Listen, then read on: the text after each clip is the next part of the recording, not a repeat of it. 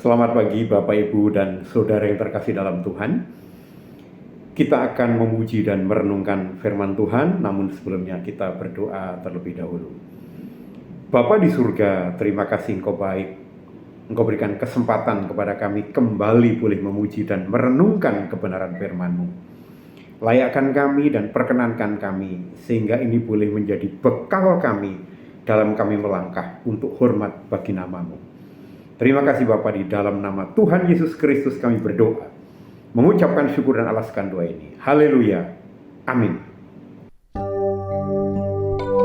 Terima kasih Tuhan buat anugerah-Mu yang dahsyat buat kami.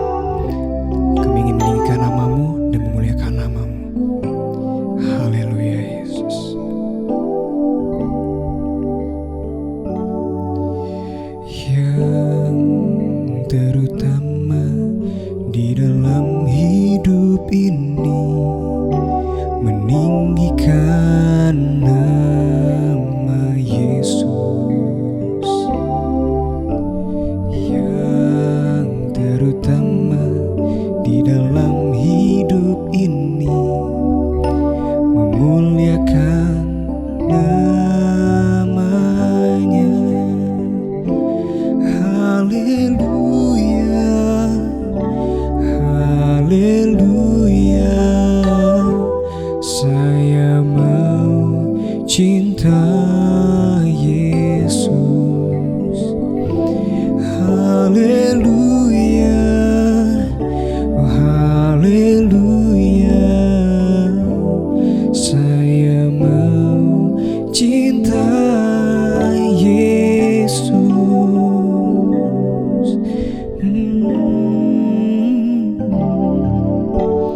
Yang terutama di dalam hidup ini, meninggikan nama Yesus.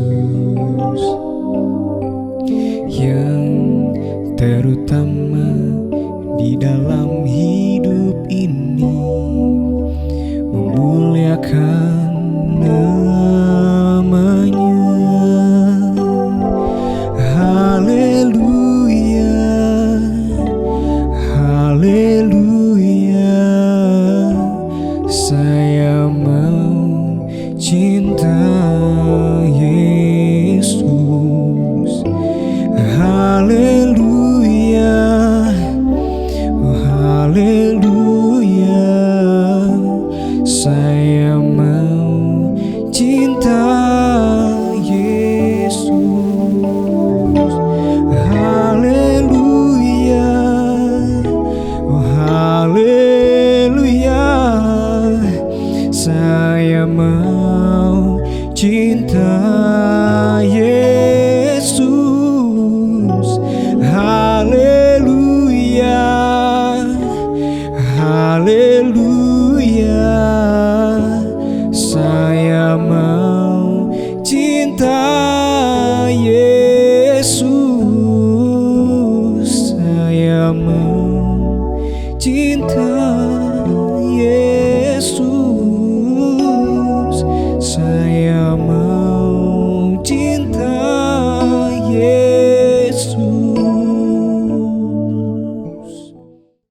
Saudara yang terkasih dalam Tuhan, selama ini sebagian besar orang di dunia ini berpikir bahwa gereja adalah sebentuk bangunan dengan bentuk tertentu, dengan ornamen tertentu, dan itu adalah tempat berkumpulnya orang-orang yang percaya kepada Yesus sebagai Tuhan dan Juru Selamatnya.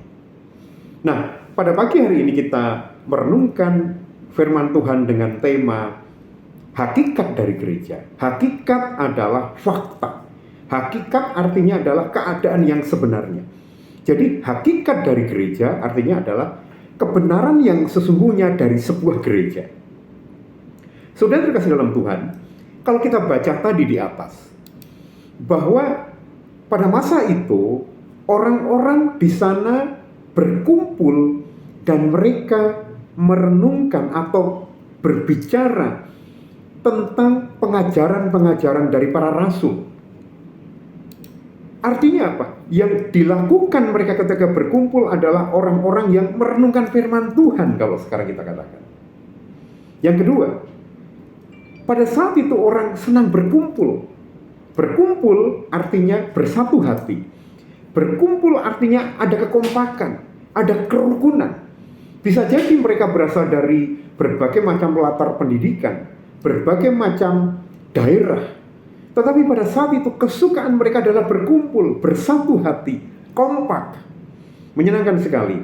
Maka saya ingat sebuah ayat, ketika ada 2 orang atau 3 orang berkumpul, mereka sepakat, maka di sana akan dicurahkan berkat dan kehidupan.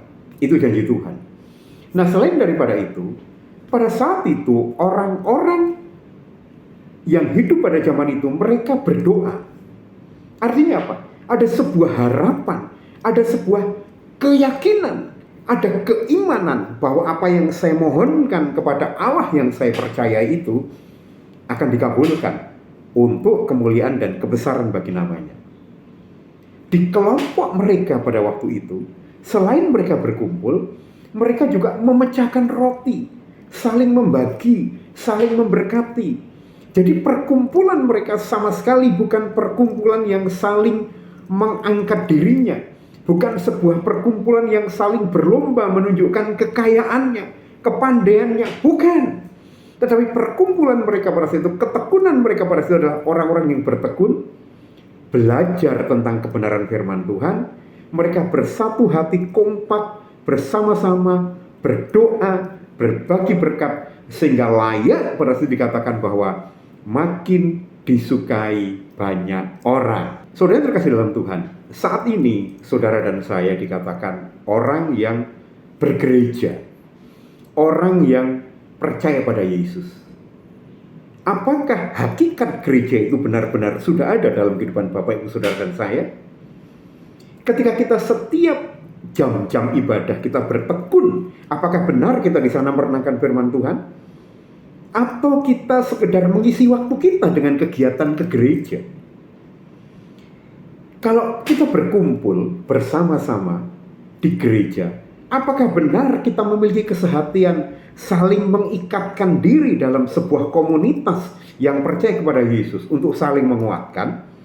Apakah ketika berkumpul ada orang-orang yang masih inginnya membicarakan orang, menjatuhkan orang, menuduh orang, mengatakan hal yang tidak benar dengan orang tertentu? Sehingga akibatnya apa? Tidak terjadi kekompakan. Dan akibatnya apa? Di sana tidak ada berkat dan kehidupan itu.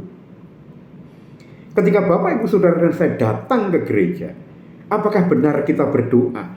Kita memiliki keyakinan bahwa Allah yang saudara dan saya sembah adalah Allah yang maha besar, yang karenanya saya bersyukur dan karena saya bermohon kepada Dia, dan apa yang saya mohonkan benar-benar untuk kemuliaan dan kebesaran nama Tuhan. Apakah Bapak, Ibu, Saudara dan saya ketika kita bergereja, kita juga saling mengasihi? Maksud saya bukan berarti ketika ke gereja kita bawa roti, kita bagi-bagi, tidak. Tetapi kita saling memperhatikan, saling memberkati, saling menyapa dengan baik. Atau sekedar kumpul sebagai sebuah tradisi atau kebiasaan saja. Dan apakah kehidupan Bapak, Ibu, Saudara dan saya ketika kita bergereja itu menjadi orang lain suka, atau saudara dan saya menjadi berkat? Saudara yang terkasih dalam Tuhan, bersyukur sekali Bapak, Ibu, Saudara dan saya bergereja di GPD Tiberias Bogor. Kenapa saya katakan begitu? Karena setiap hari Bapak, Ibu, Saudara dan saya dituntun untuk menghidupi atau menyatakan hakikat gereja itu dalam kehidupan kita. Ada renungan firman Tuhan, ada pujian yang dilakukan setiap hari, setiap pagi. Di sini juga kita disiapkan wadah dari anak-anak hingga ke lansia. Artinya ada wadah untuk berkumpul yang sesuai dengan kira-kira di lingkaran usia masing-masing, sehingga kita diharapkan bisa berkomunitas, saling berbagi, saling menguatkan sesuai dengan alam pikiran kita masing-masing. Di gereja ini ada jam-jam ibadah buat para wadah, buat wadah-wadah. Sehingga kemudian apa? Saudara dan saya diberikan kesempatan untuk bersekutu lebih erat dengan Tuhan. Malah yang baru-baru ini dilakukan adalah gereja ini membentuk rayon-rayon. Untuk apa? Untuk kita saling mendekatkan diri, saling memperhatikan, saling mengasihi dengan tetap terikat sebagai satu saudara yang berkumpul untuk berbicara dan merenungkan kebenaran firman Tuhan, serta saling menguatkan. Saudara terkasih dalam Tuhan, itu adalah kelompok yang disebutkan gereja. Tapi bagaimana dengan pribadi kita masing-masing? Adakah secara pribadi Bapak, Ibu, Saudara, dan saya selalu memiliki niat setiap hari untuk memperbarui kehidupan rohani kita dengan merenungkan firman Tuhan, dengan berdoa, dengan selalu mengatakan hal-hal yang baik, dengan selalu menguatkan satu dengan yang lainnya, dengan selalu memperhatikan saudara-saudara yang ada di sekitar kita? Kalau itu yang ada dalam hidup kita, maka sesungguhnya hakikat gereja itu benar-benar ada dalam kehidupan Bapak, Ibu, Saudara, dan saya. Dan ketika kita akan melakukan itu semuanya, maka hasilnya adalah pasti orang akan melihat bahwa ada sesuatu yang indah di dalam gereja. Ada sesuatu yang indah dalam diri orang itu. Karena apa? Karena Bapak, Ibu, Saudara, dan saya adalah bait Allah itu sendiri. Roh Allah tinggal di dalam kita.